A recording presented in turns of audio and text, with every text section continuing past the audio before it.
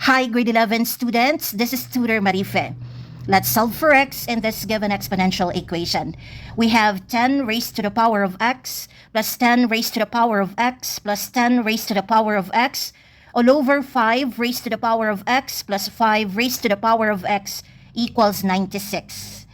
To solve for x in this equation, we should be able to equate exponents on both sides. And to be able to equate exponents on both sides, we should rewrite this into its equivalent form, wherein both sides are expressed as single exponential expressions with like bases. Let's focus on the left side. Both numerator and denominator on the left side are expressions which show repeated addition. So the first step is to write repeated addition in the form of multiplication. Adding 10 raised to the power of x 3 times is just the same as multiplying 10 raised to the power of x by 3. And adding 5 raised to the power of x 2 times is just the same as multiplying 5 raised to the power of x by 2. So this fractional expression on the left side becomes 3 times 10 raised to the power of x all over 2 times 5 raised to the power of x. And this expression is equal to the right side, which is 96. The second step is to apply multiplication property of equality. Why? Because we want to isolate this fraction formed by the exponential expressions involving x on the left side. And to isolate this fractional expression, we need to cancel these two numbers out of the left side. To cancel these out, multiply both sides by the reciprocal of 3 halves, which is 2/3. So left side times 2/3, right side times 2/3. Remember that we're trying to isolate this quotient of the two exponential expressions that involve the unknown x on the left side of the equation. So we multiply both sides by the reciprocal of this other factor on the left. Step 3 is simplify both sides by carrying out multiplication. Multiplying reciprocals is always equal to 1, so we've isolated 10 raised to the power of x over 5 raised to the power of x on the left side of the equation. On the right side, reduce before you multiply.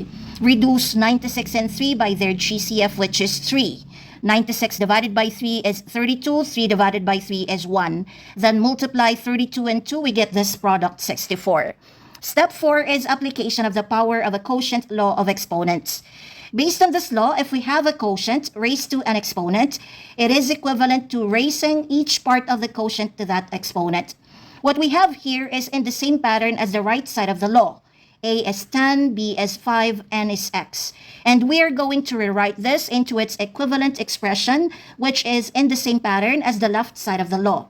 Based on the left side of the law, we have the quotient of the base numbers and close with parentheses, then raise it to the common exponent. So 10 raised to the power of x over 5 raised to the power of x is equivalent to the quotient of 10 and 5, and close with parentheses, then raise this quotient to the common exponent x. And this expression is equivalent to the right side, 64. After obtaining this exponential expression on the left side by application of the power of a quotient law of exponents, step 5 is to simplify its base. 10 divided by 5 equals 2. So this expression becomes 2 raised to the power of x.